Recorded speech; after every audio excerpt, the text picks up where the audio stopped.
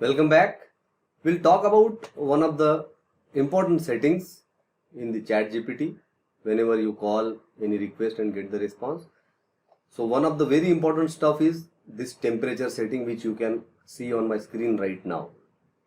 So what happens here? Actually, I'm going to explain you.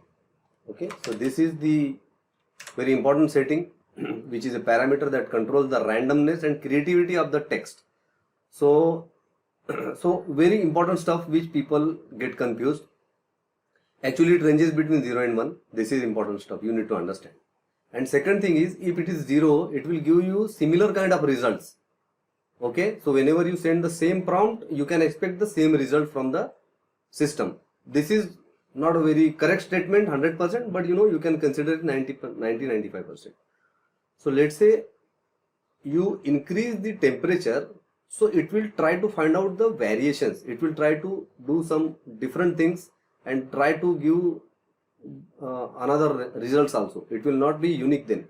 So that means, and it will step out by 0.01. So 0, 0.1, 0.2, 0.3 up to 1.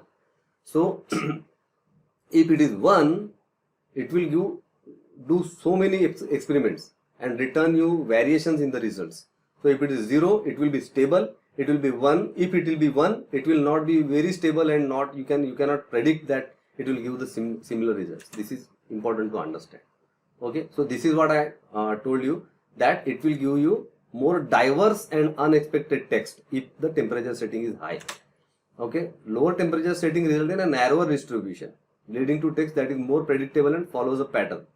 So you can tweak this parameter. It plays very important role. In fact, the two parameters which plays very important role is, one is temperature and another is top_p, which is nothing but a top probability. So I am going to discuss this after this section. So the default temperature setting is 1.0. okay, so which is random and coherence. It takes care of the randomness actually.